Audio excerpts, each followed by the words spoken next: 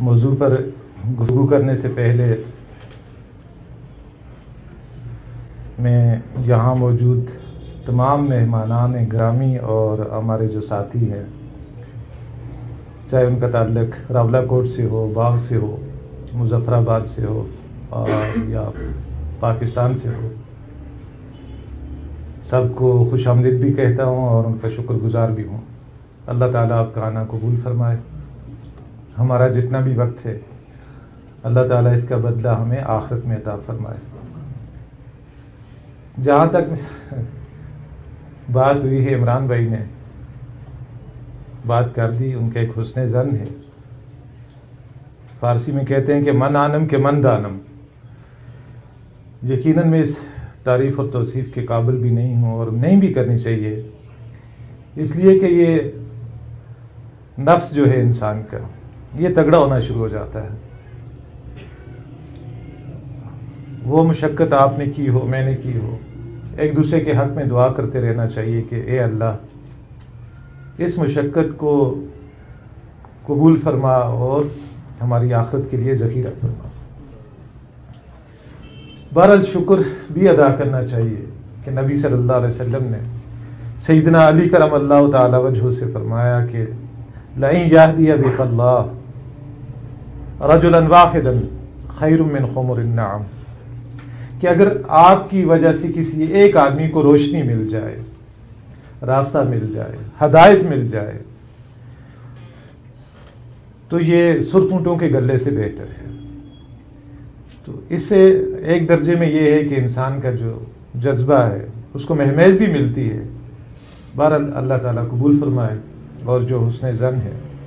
جہاں تک وہ دورہ ترجمہ قرآن کی بات ہے، اب جس بات سے میں ابھی جو ہے منع کر رہا تھا، لیکن پھر یہ کہا کہ اس سے ایک انسپائریشن ملتی ہے، ایک مہمیز ملتی ہے، وہی بات آپ کے سامنے رکھتا ہوں کہ میرا تاثر یہ ہے کہ میری اس محنت پر باری تھی برادرم ندیم اشرف صاحب کی وہ محنت کہ رات کو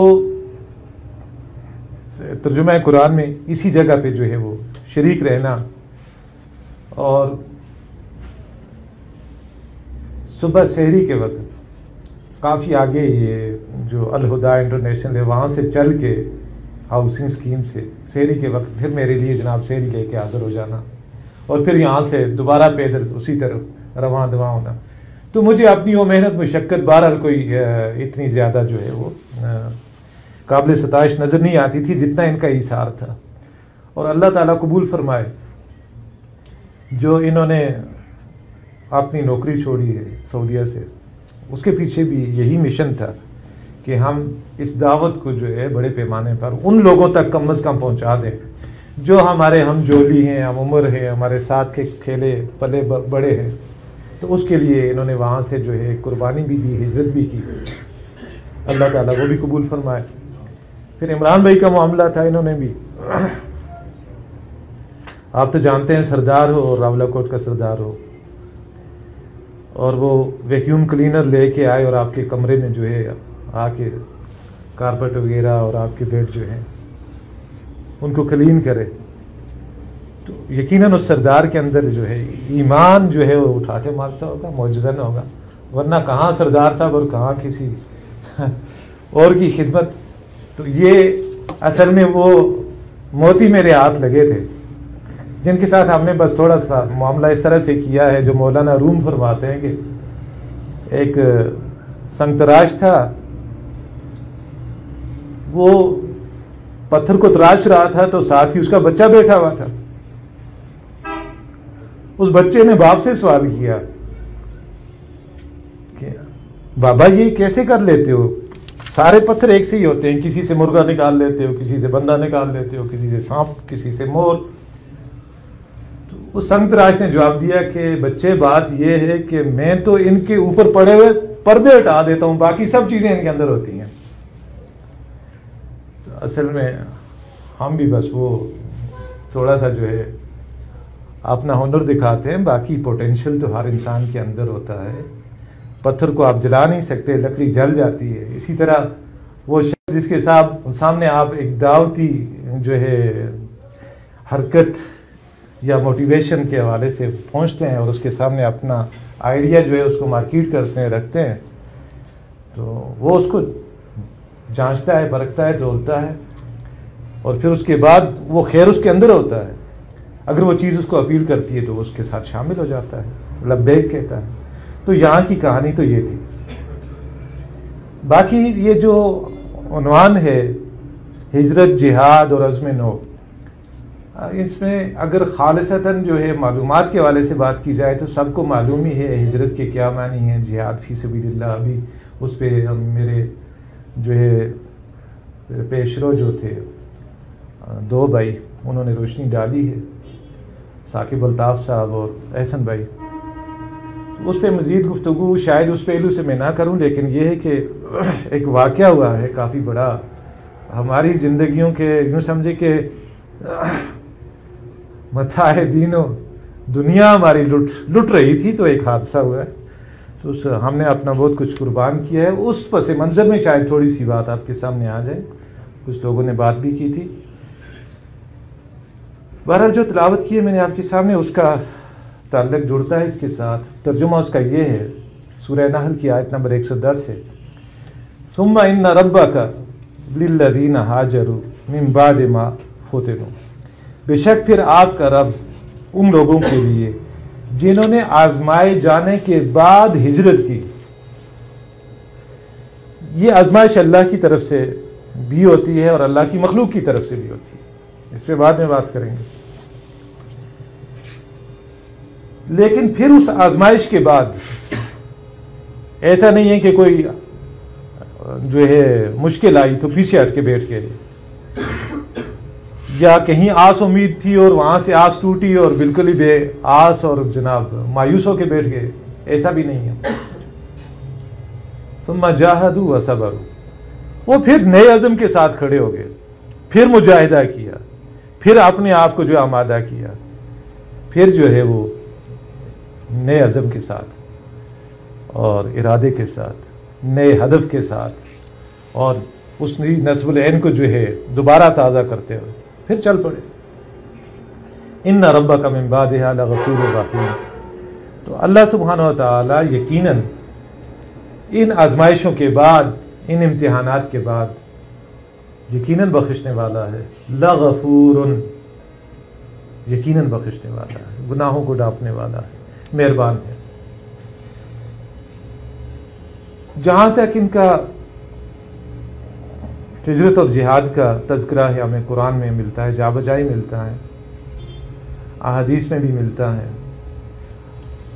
غور و فکر کریں تو یہ دونوں چیزیں آپس میں جڑی ہوتی ہیں، ایک ہی سکے کے 2 رخ ہیں۔ جہاد کے معنی کوشش، کشمکش ہے، چاہے اپنی ذات کے ساتھ ہو، چاہے کسی نظریے کے ساتھ ہو، چاہے کسی نظام کے ساتھ ہو۔ اس کے لیے جو قربانیاں دی جاتی ہیں، رشتوں کی، تعلقات کی، اس کے علاوہ اپنے اسباب و ذرائع کی، تو یہ سب چیزیں آپس میں جڑی ہوئی ہیں۔ ہم جو ہجرت کو عموماً زیر بیس لاتے ہیں وہ اس کا فقہی پہلو ہوتا ہے، ٹھیک ہے، وہ بھی بیان کرنا چاہیے، لیکن وہ اتنا مشکل نہیں ہوتا، اس پر عمل کرنا آسان بھی ہے نسبتاً۔ مشکلیں تو وہاں آتی ہیں جہاں آپ کی محبت کی جڑیں بہت گہری ہوں، جہاں آپ کے تعلقات ہوں، جہاں آپ کی رشتہ داریاں ہوں، جہاں آپ کی برسوں نہیں عشروں کی محنت ہو۔ عمران بھائی نے بتایا نا، لمبا عرصہ تنظیم اسلامی کے ساتھ وابستگی رہی ہے۔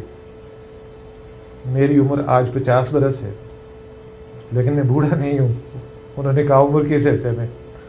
الحمدللہ میں جوان ہوں، لیکن ان 50 برسوں میں سے 32 برس میرے جو ہیں وہ تنظیم اسلامی میں لگے،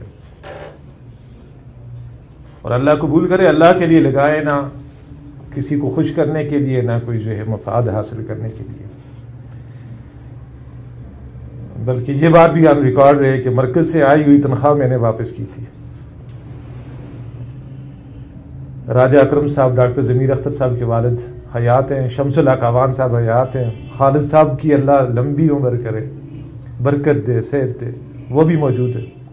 انہوں نے کہا بھی یہ کیا حماقت کر رہے ہو، پلے تمہارا ایک دیلا نہیں ہوتا اور آئے ہوئے پیسے تم نے واپس کر دیے، تنخواہ لوگے لوگوں کے جو سود کے پیسے آئیں گے، یہ ہوگا وہ ہوگا فلاں، جبکہ یہ ہمارے رفقا کا دیا ہوا انفاق ہے۔ میں نے کہا آپ کی ساری باتیں بالکل صحیح، لیکن میں جو دیکھ رہا ہوں وہ یہ ہے کہ اگر میں نے یہ کام شروع کر دیا، نتیجہ اس کا یہ نکلے گا کہ اگر خدا نہ کرے زندگی میں کبھی کوئی ایسا موڑ آئے کہ یہ تحریک غلط موڑ مڑ جائے، پھر تو میری ناف اس کے ساتھ جڑی ہوگی، میں کیسے چھوڑوں گا اس کو؟ تو ٹھیک 32 برس بعد خالد صاحب نے کہا تمہارا وہ فیصلہ صحیح تھا، میں نے واپس کر دیا تھا وہ مشاہرہ، مرکز بھیج دیا تھا۔ تو وہاں جو ہمارا وقت لگا ہے، ہمیں بہت محبتیں ملی ہیں ڈاکٹر صاحب کے ساتھ، تو ظاہر ہے اوپر ہم لوگ رہتے تھے، نیچے وہ رہتے تھے، پھر جب کبھی جو ہے کسی پروگرام میں آنا جانا ہوتا تھا، کبھی خدمت کا موقع بھی مل جاتا تھا، تنہائی کی باتیں بھی ہوتی تھیں، پوچھتے بھی تھے بہت سارے مسائل، شادی کیوں نہیں کر رہے ہو، فلاں مسئلہ کیا ہوا، فلاں، جیسے ایک والد پوچھتا ہے۔ اسی طرح باقی ہمارے تنظیمی ساتھی، ان کے ساتھ بھی بڑا قرب تھا، تعلق تھا، اور اسی تعلق کی بنیاد پہ اب بھی میں جا کے ملتا ہوں ان سے۔ امیر حلقہ طاہر سلیم صاحب سے بھی جا کے ملا ہوں، پچھلے دنوں ملاقات کی ہے۔ میں نے کہا کہیں اس کو یہ جو ذاتی جو ہے دشمنی آنا یا پھر اس طرح کا معاملہ نہ بنا لیں، تو میں نے ان کا سب کا دل صاف کیا، لیکن یہ ہے کہ بہرحال وہ ان سے مجھے اب بھی محبت ہے۔ میں چاہتا ہوں کہ جو چیز میں نے پسند کی ہے اپنے لیے، جو حق میں نے منکشف ہوا ہے مجھ پہ، وہ ان کے سامنے بھی جائے۔ تو بات چیت کی ہے ہم نے، تو ان تعلقات کو چھوڑنا اپنی، ابھی بلکہ اپنے سیسر سے آئے ہوئے، کیا نام ہے، عدنان بھائی، ان سے بات ہو رہی تھی کہ اس ہجرت کا یہ پہلو بہت مشکل ہے، جو علائق دنیاوی ہوتے ہیں، خصوصاً تعلقات، رشتے، ان میں کٹنا اور جڑنا بڑا مشکل ہوتا ہے۔ باقی وہ انفرادی حیثیت میں گناہوں کو چھوڑ دینا، افضل ہجرت نبی صلی اللہ علیہ وسلم نے اسے ہی فرمایا ہے، ای الہجرت افضل یا رسول اللہ، قال ان تہجر ما کرہ ربک، سب سے افضل ہجرت کون سی ہے اے اللہ کے رسول صلی اللہ علیہ وسلم؟ فرمایا کہ تم ہر اس شے کو چھوڑ دو جس سے تمہارا رب کراہت کرے، ناپسند کرے جس چیز کو۔ ایک دوسری حدیث میں نبی صلی اللہ علیہ وسلم نے فرمایا والمہاجر من ہجر ما نہی اللہ عنہ، اصل مہاجر تو وہ ہے جو ان چیزوں سے کٹ جائے، ان چیزوں کو چھوڑ دے جن سے اللہ نے منع کیا ہے۔ تو شاید ہجرت کا ایک تصور ہمارے ہاں وہ مستقصہ ہے، یا آدھا تصور ہے، یا ناقص تصور ہے، وہ یہ ہے کہ گناہوں کو چھوڑ دینا، اللہ کی معصیت سے کنارہ کش ہو جانا۔ ٹھیک ہے، یہ بھی ہے، لیکن یہ سہل ہے، میں کر سکتا ہوں نا، کافی حد تک کر سکتا ہوں۔ اچھا جو مشکل ہے وہ یہ ہے رشتوں کی قربانیاں دینا، محبتوں کی قربانیاں دینا، تعلقات کی قربانیاں دینا، جس چیز کو آپ نے عمر کا ایک بڑا حصہ دیا ہو، عشرے لگائے ہوں، اس کو چھوڑ دینا آسان نہیں ہے، بہت مشکل ہے، جبکہ لوگ آپ کو جانتے بھی اسی حوالے سے ہوں۔ آپ منظر سے پس منظر میں جانے کون کتنا مشکل ہوگا، جبکہ آپ کے پاس ایسے حوادث کے نتیجے میں ترقی پانے کے واضح مواقع ہوں، منظور نظر بننے کے، اور بھی مشکل ہو جاتا ہے تعلقات کو کاٹنا۔ ان پر جو ہے اللہ اور اس کے رسول کی خاطر چری پھیرنا بہت مشکل ہوتا ہے۔ تو اگر میں اکیلا ہوتا شاید بہت مشکل ہوتا، لیکن اللہ تعالیٰ جزائے، مجھ سے بھی سینئر 37 برس لگا کے جو ہے لوگ وہاں سے نکلے ہیں اپنی محبتوں کا خون کر کے۔ لیکن بہرحال اطمینان ہے کہ اللہ کے دین کی خاطر اور اسلام کی نشاط ثانیہ کے لیے جو بنیادیں رکھی گئی تھیں، ان بنیادوں سے وفا کی خاطر یہ منظرنامہ بدلا ہے تو اس میں ایسا ہی رویہ اختیار کرنا چاہیے تھا جیسا کہ اختیار کیا گیا.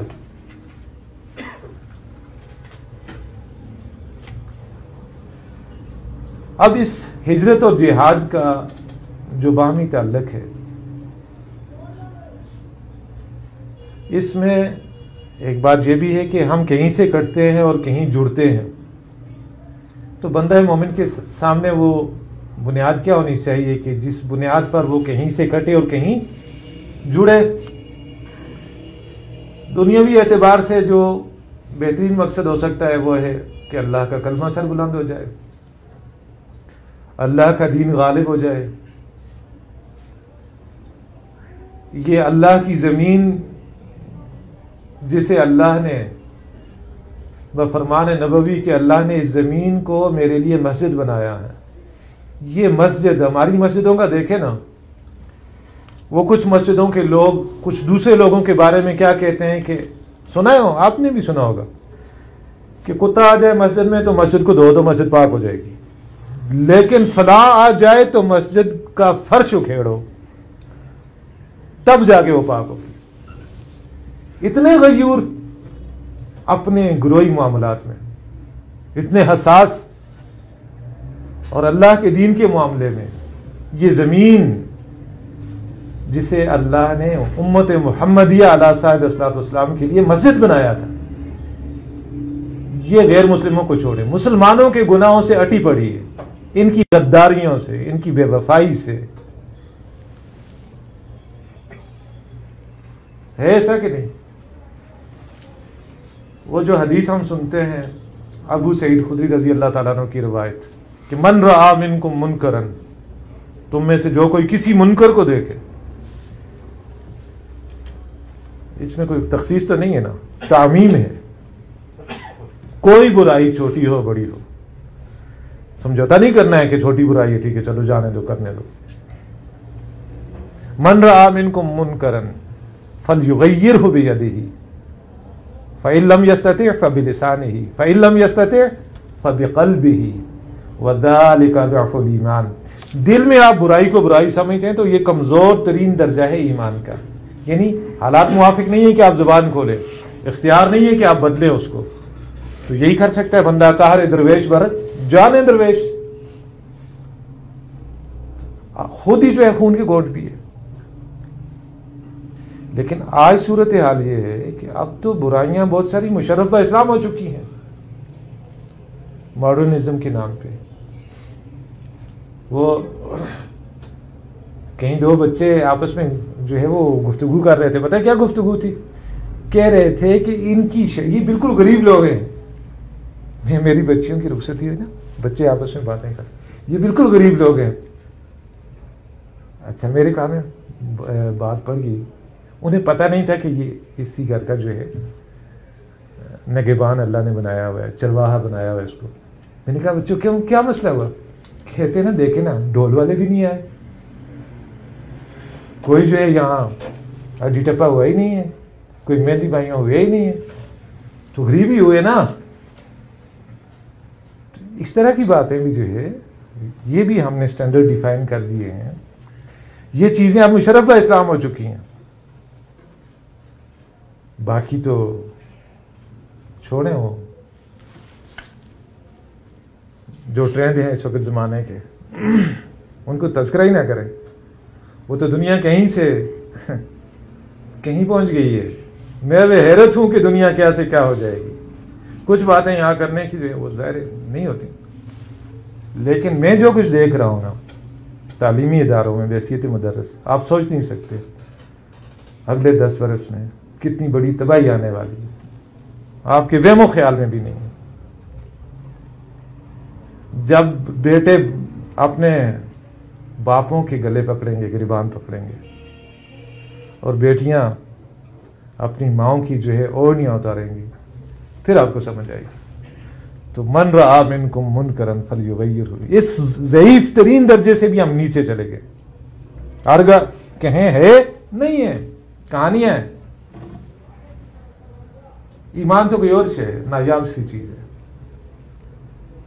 ایمان وہ شے ہے جو آپ کو جو ہے آگ میں ڈال دیتی ہے، وہ شے ہے جو آپ کے ہاتھ میں چھری دے کے بیٹے کی گردن پہ چلا دیتی ہے۔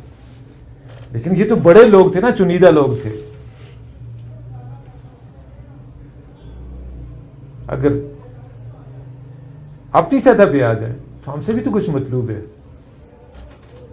اللہ کے ساتھ ہمارا کچھ سودا تو طے ہوا ہے۔ ان اللہ اشتری من المؤمنین انفسهم واموالهم بان لهم الجنہ، اللہ سے ہمارا سودا ہو گیا، ہم نے بیچ دیا ہے۔ دعویٰ ہمارا یہ ہے کہ ہم نے بیچ دیا ہے اللہ کے ہاتھ، اپنی جان بھی اپنا مال بھی، سودا اللہ کے ہاتھ بیچ دیا ہے۔ اور کس استعمال میں آ رہا ہے؟ اپنی دنیا کے لیے، اپنے بال بچوں کے لیے، اپنے عزیز رشتہ داروں کے لیے، اپنے دوستوں کے لیے، اپنی آسائشوں کے لیے۔ خیانت ہے کہ نہیں؟ یہ خیانت بھی اللہ کو گوارا ہے، لیکن ایک شرط کے ساتھ کہ آپ نے اوقات اور بہتر سے بہترین صلاحیتیں وہ اللہ کے دین کے غلبے اور اس کی غیرت میں جو ہے گزارے جائیں، تب جا کے کہیں معذرتاً الی ربکم، اللہ تعالیٰ عذر کے درجے میں قبول کر لے گا میری اور آپ کی وہ علامات بندگی جنہیں ہم نے علامتیں سمجھ لیا ہے، نماز ہے، روزہ ہے، زکوٰۃ ہے، حج ہے۔ لیکن یہ دیکھیں، یہ بھی فی نفسہ مطلوب تو نہیں ہے۔ نماز کا کیا کہا قرآن مجید میں؟ وَاسْتَعِینُوا بِالصَّبْرِ وَالصَّلَاةِ، مدد چاہو اللہ سے۔ کس لیے مدد چاہو؟ بیوی کو زیر کرنے کے لیے، عہدے میں ترقی کے لیے، کچھ اور پریشانیوں کو مٹانے کے لیے۔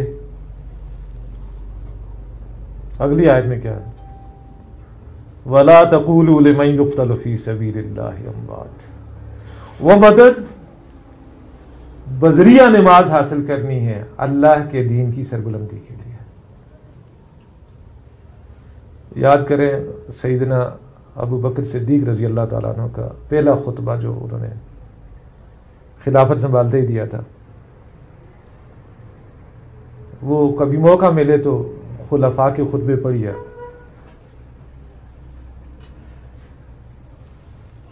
بہت عام خزانہ ہے وہ۔ بہرحال دیگر باتوں کے علاوہ انہوں نے یہ بھی فرمایا، ایک بات تو یہ فرمائی، من کان یعبد محمدًا فإن محمدًا قد مات، جو کوئی محمد کا پرستار تھا، ان کی جو ہے پرستش کرتا تھا، ان کو پوجتا تھا، تو جان لے کہ محمد صلی اللہ علیہ وسلم تو دنیا سے رخصت ہو چکے۔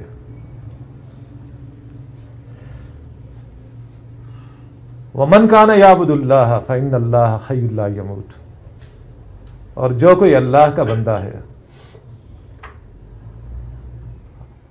اللہ کا غلام ہے، اس نے تو محمد رسول اللہ صلی اللہ علیہ وسلم سے صرف خوئے غلامی لی ہے، اللہ کے لیے اسوہ لیا ہے، اور جو اس کا عبادت گزار تھا تو وہ زندہ ہے، اسے موت نہیں آئے گی۔ اور پھر انہی ایام میں آپ کو جو چیلنجز جو ہیں وہ فیس کرنے پڑے ہیں، کتنے بڑے بڑے تھے۔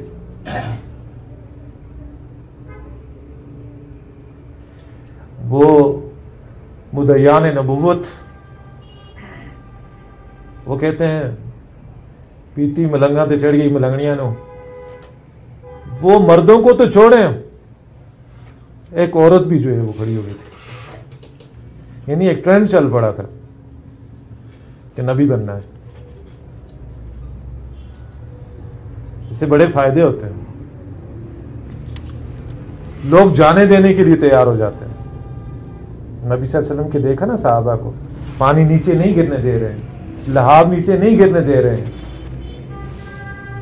اور نبی صلی اللہ علیہ وسلم کی طرف کوئی بھی جو ہے وہ شے آنے والی ہے، اس کو اپنے جسموں پہ روکنے والے ہیں۔ تو انہوں نے کہا کہ کچھ نہ کچھ تو ہمیں بھی ملے گا، چاہے زرداری صاحب کا 10% ہی ملے. آؤ نا ہم بھی سیر کریں کوہتور کی. ضروری ہے کہ سب کو ایک سا جواب ملے؟ لن ترانی کہ آپ ہمیں نہیں دیکھ سکتے؟ وہ تو اللہ نے موسیٰ علیہ السلام سے کہا تھا نا آپ ہمیں نہیں دیکھ سکتے. وہ کہتے ہیں ہم آرزو کر کے دیکھتے ہیں، ہو سکتا ہے اللہ دکھا دے اپنا آپ. تو بہرحال اس وقت ایک آزمائش وہ تھی، دوسرے منکرین زکوٰۃ تھے، تیسرے مرتدین تھے دائرہ اسلام میں آنے کے بعد دوبارہ جو ہے کفر کی طرف پلٹنے والے، چوتھے نمبر پر جو ہے وہ رومیوں کا ایک حوصلہ بڑھ گیا تھا کہ جیش اسامہ واپس آ گیا تھا نبی صلی اللہ علیہ وسلم کی وفات اور وصال کی وجہ سے. تو لوگوں نے جب مشورے دیے کہ ایک وقت میں ایک معاذ کھولیں اور یہ کریں وہ کریں، ایک بس جملہ آپ نے ارشاد فرمایا. دو روایات ہیں مختلف.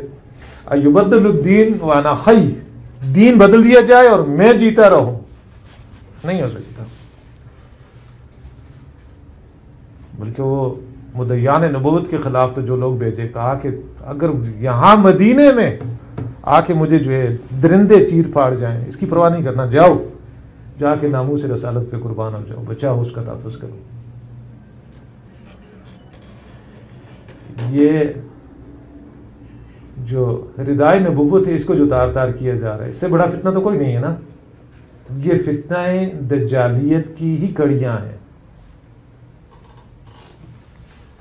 ان دجاجلہ میں سے بڑے دجال یہ ہیں جو دعویٰ کرتے ہیں. دوسری روایت میں انہوں نے کہا ينقص الدین وانا حی، دین میں نقص ہو، عیب اور کمی کر دی جائے اور میں زندہ رہوں، قبول نہیں. تو یہ مجاہدہ جو ہے یہ کس بنیاد پر ہوتا ہے؟ انسان کے پاس وہ کیا طاقت ہے، کیا قوت ہے جو انسان کو فتنوں کے سامنے جو ہے استقامت دیتی ہے، حوصلہ دیتی ہے، اور انسان جو ہے ان کے سامنے کھڑا ہو جاتا ہے. وہ انسان کا ایمان ہے، اور وہ ایمان اس کے کوششوں کی شکل میں ظاہر ہوتا ہے، اور کوئی ذریعہ نہیں ہے ایمان کو ناپنے کا. ایمان حقیقی وہ عمل صالح میں ظاہر ہوگا، اور وہ سورہ عصر اس کی تفصیلات آپ کو یاد بھی ہیں، دوبارہ تازہ بھی کر لیں. بلکہ یہ جو تبلیغی نصاب ہے اس میں بفرمائش ایک ضمیمہ شامل کیا گیا تھا، پستی کا واحد علاج، مولانا احتشام الحسن صاحب رحمہ اللہ کا، ان کا جو ہے لکھا ہوا مولانا یوسف صاحب نے شامل کروایا تھا کہ دیکھو یہ میٹھا زہر ہے، یہ لوگ جو ہے کہیں اسی پہ قناعت کر کے بیٹھ گئے تو مارے جائیں گے، اس کے ساتھ شامل کرو. اس میں آپ دیکھیں اٹھا کے آپ کو ساری چیزیں یہی ملیں گی، ہجرت اور جہاد ملے گا. لیکن آج کوئی اس کا نام نہیں لیتا. میں حیران ہوں کہ وہ لفظ تزکیہ کی آڑ میں کیا کیا چیزیں ہم نے غائب کر دی ہیں. کبھی کسی صوفی کے منہ سے آپ نے سنا ہے کہ تزکیے سے بڑھ کر ہجرت لازم ہے؟ تزکیہ ہو نہیں سکتا جب تک آپ ہجرت نہیں کرتے. عزم تو پیدا کریں نا. جب تک آپ جو ہے کٹتے نہیں ہیں تب تک آپ جڑتے نہیں ہیں. جڑیں گے تو اس کے بعد جو ہے جا کے آپ کو جو ہے وہ کچھ حاصل ہوگا. مل جل کر رہیں گے، رہبانیت چھوڑیں گے، جڑیں گے کسی مقصد کی خاطر. اور وہ مقصد کیا ہے؟ یہ جتنے بھی، جب اقبال نے یہ کہا کہ آدمی پر آدمی فرما روائی کیوں کرے، جس کا حق بندگی وہ خدائی کیوں کرے. مجھے یہ بتائیں میرے جیسا بندہ جب میں اسے حاکم ماننے کے لیے تیار نہیں ہوں، اور مجھے محمد رسول اللہ صلی اللہ علیہ وسلم نے یہ بتایا ہے کہ تمہارا رب اس بندے کی طرف دوڑ کر آتا ہے جو گناہوں میں لتھڑا ہوا شرمندہ ہو کر اپنے رب کی طرف رجوع کرتا ہے. تو اس کا مطلب ہے اللہ سبحانہ و تعالیٰ اپنے ٹوٹے ہوئے بندوں پہ زیادہ متوجہ ہوتا ہے. اور بندے تو سارے ٹوٹے ہوئے ہیں. نبی صلی اللہ علیہ وسلم پر عصمت ختم، صحابہ پر حفاظت ختم، اس کے بعد کون ہے؟ اچھا، جو زیادہ نیک لوگ ہیں، زیادہ توجہ ان کو حاصل ہے اللہ کی، یا جو گرتے پڑتے چل رہے ہیں اللہ کی طرف، اللہ کی توجہ انہیں حاصل ہے؟ ہم نے تو جو مطالعہ حدیث کیا ہے، نبی صلی اللہ علیہ وسلم کے فرامین پڑھے ہیں، تو ہمیں یہ بات سمجھ میں آئی ہے کہ جو ٹوٹے پجے ہوتے ہیں نا، اللہ ان پہ زیادہ توجہ دیتا ہے، 70 ماؤں سے زیادہ پیار کرتا ہے. اور ماں کو وہ بچہ پیارا ہوتا ہے جو بدھو ہوتا ہے، اسی پہ زیادہ توجہ دیتی ہے نا. تو ہم نے دنیا میں رہ کر اپنے نقائص اور عیوب کے ہوتے ہوئے ہم نے یہ کام کرنا ہے. تزکیہ اللہ کر دے گا. آپ نے فصل بیجی نہیں ہے، تالی کس کی کریں گے؟ خواہ ہے ایسی ساری زندگی کیاریاں ہی صاف کرتے رہیں گے. تو پہلی بات یہ ہے کہ یہ جو تزکیہ ہے اس پر ہجرت فائق ہے، اور ہجرت فرد کی حیثیت میں نہیں، داعی کی حیثیت میں. پھر آپ کے رشتے ٹوٹیں گے، آپ کے تعلقات ٹوٹیں گے، آپ کے وسائل سکڑیں گے، یہ والی ہجرت. اور جہاد آپ غیروں کے ساتھ جا کے جو ہے میٹھی میٹھی باتیں کرنے کو مسئلہ ہی کوئی نہیں ہے. مجاہدہ ابھی بات ہو رہی تھی، ثاقب بھائی بات کر رہے تھے، گھر والوں سے بات کر کے دیکھیں، رشتہ داروں سے بات کر کے دیکھیں، ان کے سامنے مثال بنے، نمونہ بنے. ہو جس کے دل میں حق کے لیے مرنے کی تڑپ، پہلے اپنے پہ کرے، خاکی میں جہاں پیدا کرے، نمونہ بنے گھر میں. پھر آگے بات جو ہے آپ کو سمجھ آ جائے گی. مجھے یاد نہیں کہ امام حسن البنا رحمہ اللہ نے فرمایا تھا یا سید قطب شہید رحمہ اللہ نے، اقیموا دولت الاسلامیہ علی قلوبکم. یہ دولت اسلامیہ پہلے اپنے دلوں پر قائم کرو، تقم فی البلاد. تو شعروں میں یہ خود کھڑی ہو جائے گی. مطلب یہ کہ آپ اپنے گھر میں اپنے گہرانے کی حد تک تو نمونہ بن جائیں، پھر اپنے گہرانے پر جو ہے اسے دوسروں کے لیے نمونہ بنانے کے لیے محنت کریں. پھر وہاں جو کچھ آپ کو جو ہے پیش آئے، جو چیز جو ہے آپ کے سامنے کھڑی ہو، اسے فیس کریں. وَاسْتَعِینُوا بِالصَّبْرِ وَالصَّلَاةِ. وہاں ان کاموں کے لیے اللہ سے مدد چاہیے، لیکن اس کی انتہا کیا ہے؟ اللہ کے دین کی سربلندی. اور اللہ کے دین کی سربلندی کی جد و جہد کیوں ضروری ہے؟ چھوٹی سی مثال ذہن میں رکھیں. آپ اور میں چاہتے ہیں کہ ہمارے بچے گالیاں نہ سیکھیں، لیکن وہ بچے کسی اور سیارے پہ تو نہیں رہتے، اسی سیارے پہ ہیں. آپ کے پڑوس میں بھی بچے ہیں، بچے کے سکول میں بھی بچے ہیں، محلے میں بھی بچے ہیں. آپ چاہتے ہیں ان کا کردار اچھا ہو، وہ گالیاں نہ سیکھیں، بری باتیں نہ سیکھیں. آپ انہیں نہیں روک سکتے جب تک آپ پورے ماحول کی اصلاح کے لیے کوشش نہ کریں. ایک ایسا ماحول بنانا، ایک ایسا نظام بندگی قائم کرنے کی کوشش میں لگ جانا جہاں اللہ کی بندگی آسان ہو اور شیطان کی بندگی مشکل ہو. یہ تو آپ کی اور میری ضرورت ہے، اور اہم ترین ضرورت ہے. اللہ کے حکم جو قرآن مجید میں آئے ہیں ان میں ایک حکم یہ بھی ہے، قوا انفسکم واہلیکم نارا. تو پھر اس دائرے کو آپ بڑھاتے چلے جائیں گے تو بات اپنی ذات سے شروع ہوگی. المجاہد من جاہد نفسہ، پھر اس کے بعد فلا تطع الکافرین وجاہدہم بہ جہادا کبیرا. نظریاتی جہاد ہے وہ، آپ جہاد باللسان ہے، جہاد بالقلم ہے، یہ سب چیزیں اس میں آ جائیں گی. لیکن بات یہاں ہی ختم ہونے والی تو نہیں ہے، آگے بھی بڑھے گی. یہ جہاد آخر کار کبھی اللہ کرے کہ ہماری زندگیوں میں وہ موقع ہے کہ حضور صلی اللہ علیہ وسلم نے بڑی وعید سنائی ہے اس پہ کہ جو مر گیا اس حال میں کہ جس نے کبھی جو ہے اسلام کی عزت و ناموس، اللہ کے دین کی سربلندی کے لیے کبھی لڑائی کرنے کی جو ہے اس نے آرزو نہیں کی کسی لڑائی میں حصہ نہیں لیا، نہ کبھی اس کے اندر یہ تمنا جو ہے کبھی بیدار ہوئی، نفاق کی موت مر گیا۔ تو نفاق کی موت مرنے والا اب جائے گا کہاں؟ پھر درک الاسفل من النار، کفار سے بھی نیچے، اور ان کا کوئی مددگار بھی نہیں ہوگا۔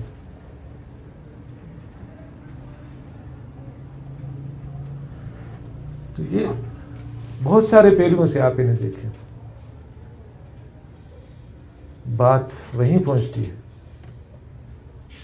کہ اللہ نے ہمیں ویسے ہی چنا ہے جیسے اس نے انبیاء کو چنا تھا، ہمیں وہ عزت دی، وہ شرف بخشا کہ ہمیں نبی اکرم صلی اللہ علیہ وسلم کی امت نے سے بنا دیا، اور وہ کام جو نبی صلی اللہ علیہ وسلم کے سپرد کیا تھا، نبی صلی اللہ علیہ وسلم نے بغیر کسی کمی بیشی کے ہمارے سپرد کر دیا، اپنے ساتھ کچھ بھی نہیں لے کے گئے، سب کچھ دے کے گئے۔ اور وہ کون سا دین دے کے گئے تھے؟ سارے کا سارا وہ خطبہ حجۃ الوداع اٹھا کے دیکھ لیں، سب کچھ وہی۔ اس میں بس ایک شے جو ہے وہ ہمارے سامنے رہے کہ کوئی حادثہ، کوئی سانحہ آپ کی اور میری ہمت کو توڑنے والا نہ ہو، بلکہ عرفت ربی بنقض عزائمی، حضرت علی کرم اللہ وجہہ کا قول ہے، میں نے اپنے عزائم کے ٹوٹنے سے اپنے رب کو پہچانا، ایک میری مرضی، ایک میرے رب کی مرضی ہے۔ میرے رب نے مجھے وہ شعور دے دیا جو بہت ساروں کو نہیں دیا، میں نے دیکھ لیے وہ سوراخ، دیکھ لیے وہ چور دروازے، دیکھ لیے جو کافی سارے لوگوں کو نظر نہیں آئے یا وہ دیکھنا ہی نہیں چاہتے۔ تو اس پہلو سے اللہ کا شکر ادا کرنے کا تقاضا بھی یہی ہے کہ اللہ تو نے مجھے یہ بات سمجھا دی، بہت سارے لوگوں کو سمجھ نہیں آئی، اب تو مجھے ہمت عطا فرما کہ وہ جو کچھ ہم نے پہلے کیا تیری رضا کے لیے آئندہ بھی ہم وہ کریں۔ اور اس لیے بھی وہ کرنا ضروری ہے تاکہ آپ کے اور میرے عمل سے پتہ چل جائے کہ این الخلل۔ یہ ڈاکٹر یوسف القرضاوی کی ایک کتاب ہے، چھوٹی سی کتاب ہے، پڑھنے کی۔ ڈاکٹر عبد الرحمان صاحب آپ نے شاید پڑھی ہو کہ نہیں پڑھی؟ ہاں، یہ پڑھنے کی کتاب ہے، این الخلل، کوششیں برابر کیوں نہیں ہوتی۔ کچھ وہ ہیں جو جوش میں آئے جہاں سے بھی گزر گئے، اور کچھ وہ ہیں جو ہوش میں نہیں آ رہے۔ انتہا ہے نا، انتہا پسندی ہے۔ کچھ وہ ہیں کہ زمانہ سن رہا تھا بڑے شوق سے، ہم ہی سو گئے داستان کہتے کہتے، اور کچھ وہ ہیں جو داستان کہنے کے لیے اٹھے ہی نہیں، وہ داستان سن کے ایسے سوئے کہ سو ہی گئے۔ تو عزم نو یہ ہے کہ ہم نے اپنی عاقبت سنوارنے کے لیے عافیت جانی ہے کس میں؟ اسی کام کے کرنے میں، جس کو پہلے حق سمجھا تھا وہی حق ہے، اور اسی حق کو امانت سمجھتے ہوئے ہم نے جن لوگوں سے لیا تھا ان کا حق بھی ہے ہمارے اوپر، اور اپنی نجات کا سامان بھی اسی میں ہے کہ ہم مزید جو ہے اس پر زیادہ نئے عزم اور حوصلے کے ساتھ چلتے جائیں۔ آپ کی اور میری دینی غیرت و حمیت کا تقاضا بھی یہی ہے، اور حضور صلی اللہ علیہ وسلم کی نصیحت، اور ایک طرح سے آپ یہ سمجھیں کہ آپ نے باخبر بھی کیا ہے کہ اگر ایمان ہے تو اس کو آزما لو کہ تمہیں جو اپنے لیے پسند ہے دوسرے کے لیے پسند کیا ہے کہ نہیں کیا۔ اس لیے ہم چاہتے ہیں کہ ساری دنیا ہمارے سنگ چلے، شعوری طور پہ چلے، سوچ سمجھ کر چلے۔ جو کہتے ہیں کہ ہم غلط چل گئے ہیں ان پر ہمارا حق ہے کہ آ کے بتائیں کہ یہ غلطی کی ہے، اور ہم ان کو بتانے کے لیے پہلے بھی کمر بستہ تھے۔ ہم نے چل کے جو ہے اس طرح کے بزرگ جو ہیں ان کے پاس گئے ہیں۔ آپ کو کے لیے یہ بھی فخر کی بات ہے کہ یہ وہ خطہ ہے جہاں کے لوگوں نے انتہائی مثبت انداز میں یہ کیس اٹھایا ہے تنظیم اسلامی کے اعلیٰ ترین فورم مرکزی امیر تک کہ جناب آپ ان سوالات کا جواب دیں، ہم غلط ہیں تو ہماری اصلاح کریں، اور اگر آپ سے غلطی ہوگی یہ ہو سکتی ہے، آپ کوئی پیغمبر تھوڑے ہیں، جیسے اب جو ہے مرکز والے کہتے ہیں جی ہو گئی تو کیا، کون سے پیغمبر ہے؟ ڈاکٹر اسرار صاحب کے بارے میں تو ہم نے کب کہا تھا پیغمبر ہے؟ ہم نے کب انہیں پیغمبر مانا؟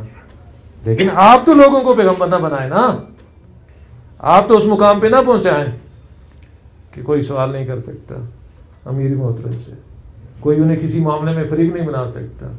کیوں؟ یہ خلفائے راشدین سے بھی تمام تر احترام کے باوجود میں یہ عرض کروں گا ان سے بھی زیادہ پہنچے ہوئے ہیں، ان سے بھی زیادہ مقرب ہیں اللہ کے. وہاں تو آپ دیکھیں کہ لوگ برسر ممبر پکڑ لیتے تھے. وضاحت کریں جناب. تو ہم نے جس بنیاد پر، جس وجہ سے جو ہے تنظیم اسلامی کی، بلکہ اپنی محبتوں کی قربانی دی ہے، وہ وجوہات آپ جاننا چاہتے ہیں تو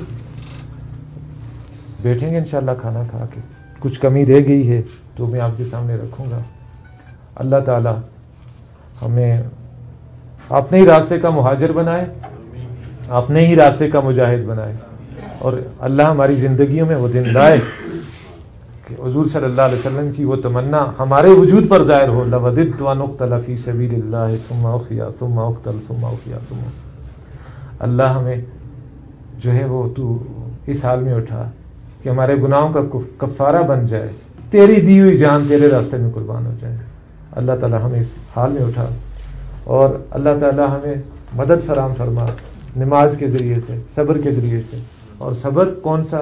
کہ ہم اس راستے پہ ڈٹیں، کوئی محبت حائل نہ ہو، کوئی جو ہے تعلق جو ہے ہمارے آڑے نہ آئے.